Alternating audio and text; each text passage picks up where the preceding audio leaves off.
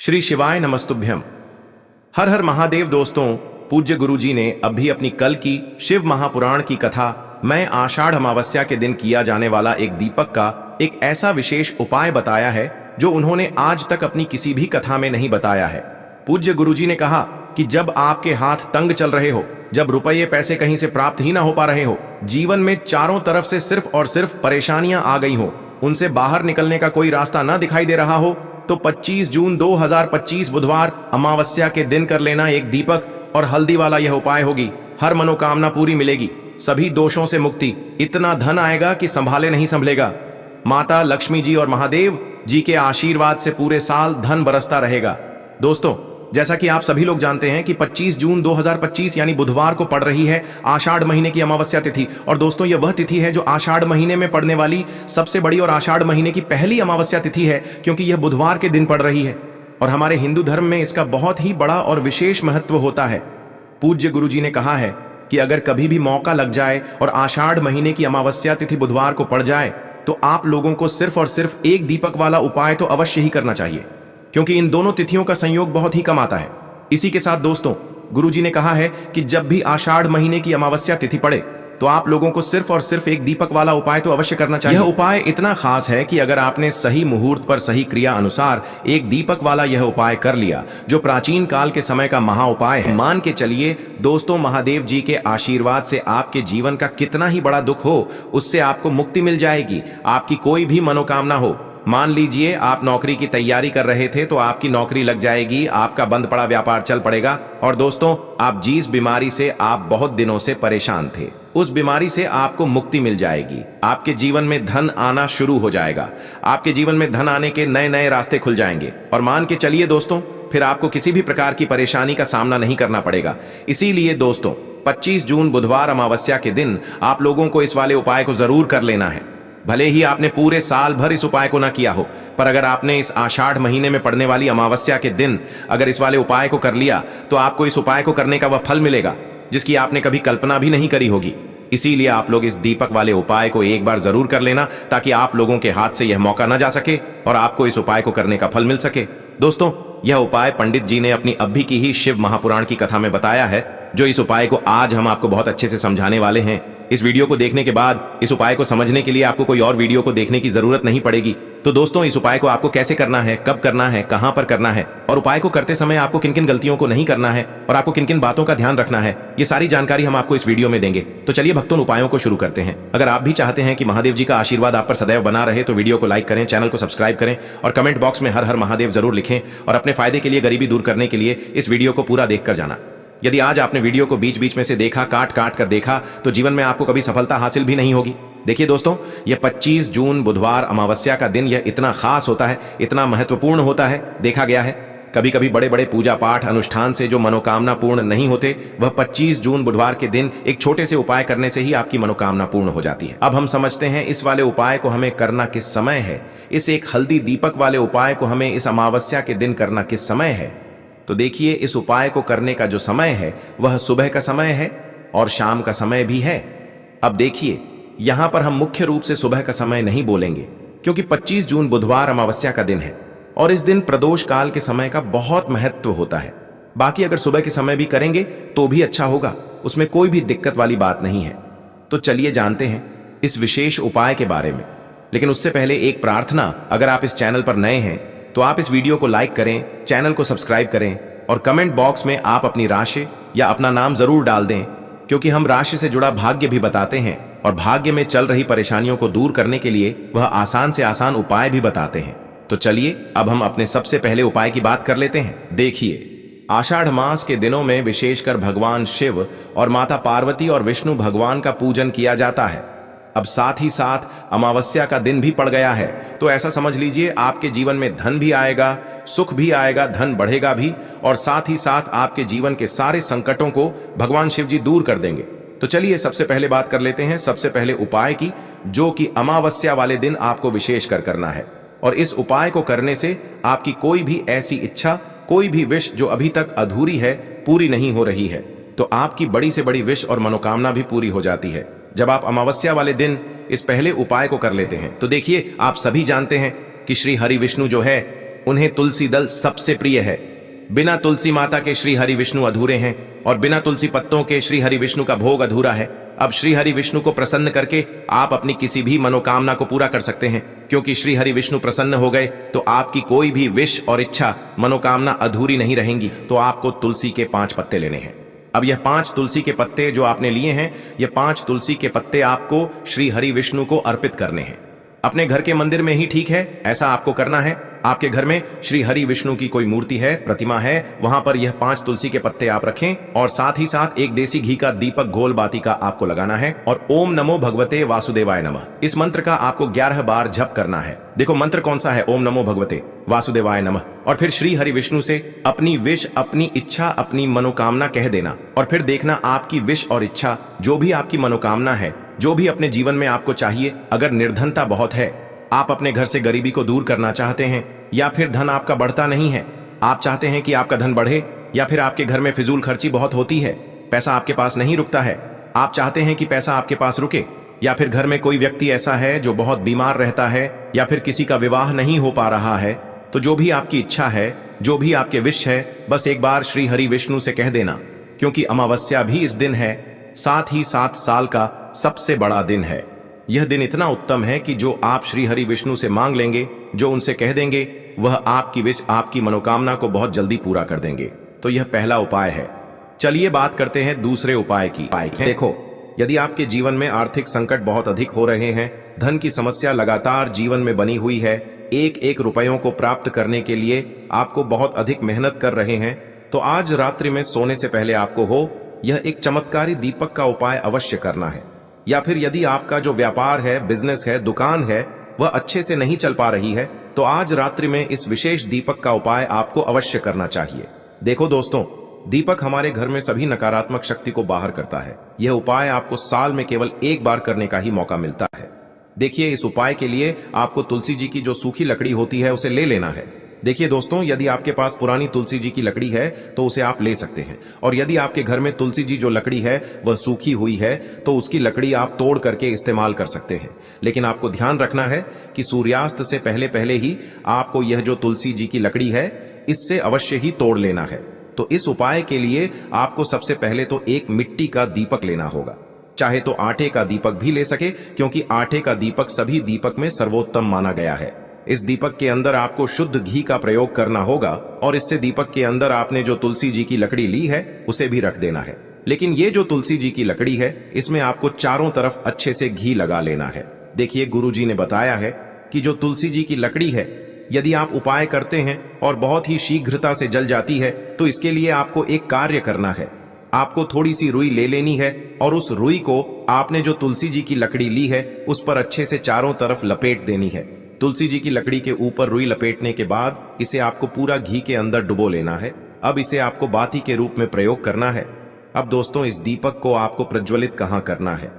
तो इस दीपक को आपको या तो भगवान विष्णु के सामने प्रज्वलित करना होगा, या फिर आपको भगवान श्री राम के सामने प्रज्वलित करना होगा, या फिर भगवान कृष्ण के सामने, यानी कि भगवान विष्णु के जो भी अवतार हैं उनके सामने आप ये दीपक प्रज्वलित कर सकते हैं। या फिर आप इस दीपक को माता तुलसी जी के सामने भी प्रज्वलित कर सकते हैं। पूज्य गुरु जी ने बताया है कि जो भी व्यक्ति इस प्रकार से तुलसी जी की डंडी से यह दीपदान कर देता है, उसके जीवन में कभी भी धन की समस्या नहीं होती है। इसीलिए आपको यह पूरे साल में केवल एक बार ही मौका मिलता है। इस उपाय को करके देखना, आपकी सभी इच्छाएं जरूर पूर्ण होंगी। यह जो उपाय है रात्रि में सोने से पहले। अब बताते हैं तुलसी के गमले में आपको वह कौन सी चीज डालनी है जिस उपाय को करने से आप अपने जीवन में महाधनी बन जाएंगे। इतना धन आपको मिलेगा कि कभी भी आपके धन में कमी नहीं आएगी, कभी भी आपका धन बर्बाद नहीं होगा। आपके पैसे की बर्बादी बिल्कुल आपके जीवन से रुक जाएगी। और जो लोग कहते हैं कि घर में पैसा तो आता है, पैसा रुकता नहीं है और पैसा बढ़ता नहीं है, वृद्धि नहीं हो रही है, उन्हें भी विशेष यह तीसरा उपाय अमावस्या वाले दिन जरूर करना चाहिए। तो देखिए, पहले ही आपको बता दिया कि श्री हरि विष्णु की पूजा और उनका भोग श्री मतलब तुलसी मैया के बिना अधूरा है ना। और तुलसी मैया जो है वह श्री हरि विष्णु के बिना अधूरी है।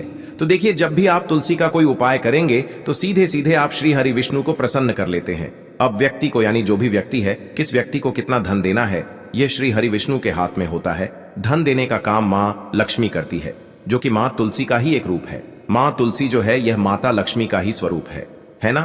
तो आपको करना क्या है, आपको लेनी है यहाँ पर हल्दी पिसी हुई, जो कि श्री हरि विष्णु से जुड़ी हुई है, आपके गुरु गृह से जुड़ी हुई है, आपकी कुंडली में गुरु को मजबूत करती है, सुख सौभाग्य को खींचने का काम करती है, धन को बढ़ाने का काम करती है। तो एक चुटकी पिसी हुई हल्दी आपको लेनी है, और यह पिसी हुई सूखी हल्दी ही आपको अपने गमले में, तुलसी का पौधा जिस गमले में लगा है उसमें अच्छे से इस हल्दी को डालना है, ठीक है ना।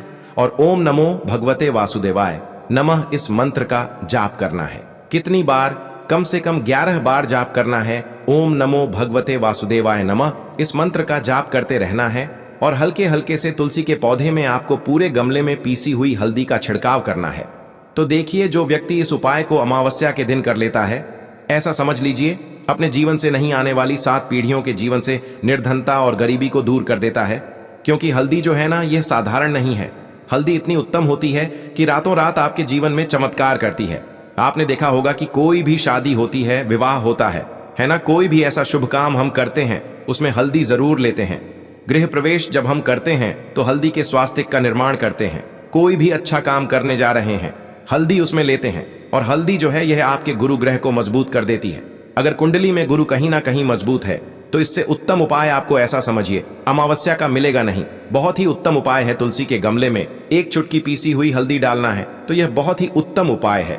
इस उपाय को आप जरूर करें अमावस्या वाले दिन, और साल का सबसे बड़ा यह दिन है। तो इस उपाय को करने से श्री हरि विष्णु और महादेव आपसे न केवल प्रसन्न होते हैं, आपसे इतना प्रसन्न हो जाते हैं कि जीवन में कभी आपके गरीबी और निर्धनता को नहीं आने देते हैं। तो चलिए अब बात कर लेते हैं अपने तीसरे उपाय की, जो कि मुख्य द्वार से जुड़ा हुआ है, और यह उपाय है स्थिर लक्ष्मी के वास के लिए। ऐसा पैसा आपके घर में आएगा जो आपके घर में ही रुकेगा। ऐसा पैसा कभी आपके घर में नहीं आएगा जो आपके घर से जाएगा, और विशेषकर फिजूल खर्ची में जाएगा। अब आधे से ज्यादा लोगों की यही समस्या होती है कि घर में पैसा तो आता है लेकिन बहुत जल्दी घर से चला जाता है, या फिर फिजूल खर्ची में चला जाता है। तो धन की बर्बादी जिन लोगों के घर में हो रही है उन्हें विशेषकर यह तीसरा उपाय करना है। या जिन लोगों के पास बिल्कुल पैसा आना बंद हो गया है, सर पर लगातार कर्जा बढ़ रहा है, उन्हें भी यह विशेष तीसरा उपाय करना है। तो देखिए, आपको फिर से क्या लेना है, हल्दी लेनी है पीसी हुई, जो कि श्री हरि विष्णु से ही जुड़ी हुई है ना। पीसी हुई हल्दी लेनी है, और थोड़ा सा पानी डालकर उसका गाढ़ा गाढ़ा आपको पेस्ट बना लेना है। अब इसी हल्दी से आपको अपने घर में स्वास्तिक बनाने हैं। कितने स्वास्तिक? एक स्वास्तिक आपको बनाना है अपनी तिजोरी पर, जिसमें आप पैसा रखते हैं। चाहे तो आप संदूक में रखते हैं, अलमारी में रखते हैं, जिस चीज में भी पैसा रखते हैं, बस वहां पर हल्दी से एक स्वास्तिक बनाना है। दूसरा स्वस्तिक आपको कहां बनाना है?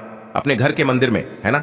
और 2 स्वस्तिक आपको बनाने हैं अपने घर के मुख्य द्वार पर बाहर की तरफ, हल्दी से 4 स्वास्तिक आपको बनाने हैं। 2 स्वास्तिक मुख्य द्वार पर बाहर की तरफ, एक तिजोरी पर, है ना, और एक अपने घर के मंदिर में। बस यह उपाय आपने अगर अमावस्या वाले दिन कर लिया तो देखिए, जो धन की तिजोरी है उसमें पैसा भरा रहेगा। कभी भी धन की तिजोरी धन से खाली नहीं होगी, क्योंकि जहां पर हल्दी का स्वस्तिक एक होता है वहां कभी धन की कमी नहीं होती है। हमेशा वहां पर धन की देवी माता लक्ष्मी वास करती हैं, क्योंकि हल्दी किससे जुड़ी हुई है? श्री हरि विष्णु से। और माँ लक्ष्मी कहाँ होती है? जहां श्री हरि विष्णु वास करते हैं।